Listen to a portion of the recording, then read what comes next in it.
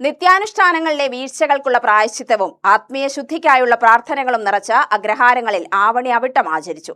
ക്ഷേത്രങ്ങളിലും ജലാശയങ്ങൾക്ക് സമീപങ്ങളിലുമായി നടന്ന ചടങ്ങുകൾക്ക് ഗ്രാമപുരോഹിതർ നേതൃത്വം നൽകി. വിശ്വാസികൾ പരമ്പരാഗത ആചാരാനുഷ്ഠാനങ്ങളോടെ പൂണൂൽ മാറ്റൽ ചടങ്ങിൽ പങ്കെടുത്തു.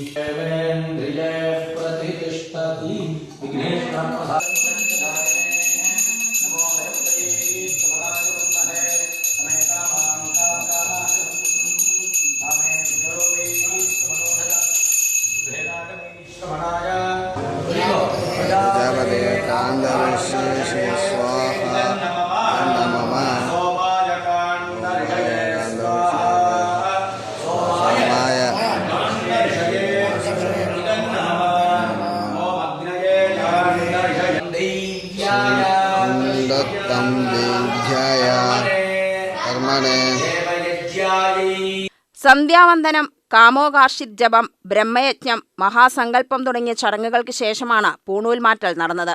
ആത്മീയ ശുദ്ധിയും പ്രായശ്ചിത്തവും ലക്ഷ്യമാക്കി വിവിധ വൈദിക ചടങ്ങുകളും പ്രാർത്ഥനകളും നടത്തി. കാണ്ഡഋഷി തർപ്പണം, ഹോമം, വേദാരംഭം തുടങ്ങിയ ചടങ്ങുകളും ആവണി അവിട്ടത്തിന്റെ ഭാഗമായി നടന്നു. ആദ്യമായി ആവണി അവിട്ടമാചരിക്കുന്ന ബ്രഹ്മചാരികൾക്കായി പ്രത്യേക ചടങ്ങുകളും സംഘടിപ്പിച്ചു. ആചാരാനുഷ്ഠാനങ്ങളുടെ പ്രാധാന്യം വിശദീകരിച്ചുകൊണ്ടായിരുന്നു ചടങ്ങുകൾ. കുടുംബാംഗങ്ങളോടൊപ്പം നിരവധി വിശ്വാസികൾ ചടങ്ങുകളിൽ പങ്കെടുത്തു.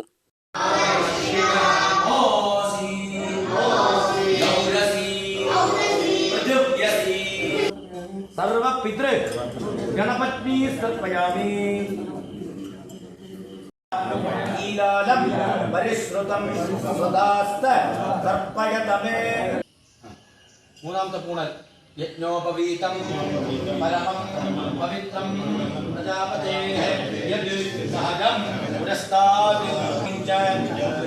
യജ്ഞോപവീതം പരമസ്തു തേജഃ. കുരിശ്ശേരി പാറക്കുളം അഗ്രഹാരത്തിലും വിപുലമായ ചടങ്ങുകൾ നടന്നു. ഗണേഷ് വാദ്യാർ ചടങ്ങുകൾക്ക് നേതൃത്വം നൽകി. രാവിലെ മുതൽ തന്നെ വിശ്വാസികൾ അഗ്രഹാരത്തിലും ക്ഷേത്ര പരിസരത്തും എത്തിച്ചേർന്നു. വൈദിക മന്ത്രോച്ചാരണങ്ങളും പ്രാർത്ഥനകളും നിറഞ്ഞ അന്തരീക്ഷത്തിലായിരുന്നു ചടങ്ങുകൾ. ആവണി അവിട്ടത്തോടനുബന്ധിച്ച് വിവിധ ക്ഷേത്രങ്ങളിൽ പ്രത്യേക പ്രാർത്ഥനകളും അന്നദാനവും സംഘടിപ്പിച്ചു. ആചാരാനുഷ്ഠാനങ്ങൾ പൂർത്തിയാക്കിയ വിശ്വാസികൾ ക്ഷേത്രദർശനത്തിനും പ്രാർത്ഥനകളിലും പങ്കെടുത്തു. ആത്മീയ ചൈതന്യവും പരമ്പരാഗത ആചാരങ്ങളുടെ പുനരാചരണവും നിറഞ്ഞ ദിനമായിരുന്നു അഗ്രഹാരങ്ങളിലെ ആവണി അവിട്ടം. ആവണി അവിട്ടത്തിന് പിന്നാലെ ഗായത്രി ജപത്തിനുള്ള ഒരുക്കത്തിലാണ് വിശ്വാസികൾ. UTV news, Palakkad.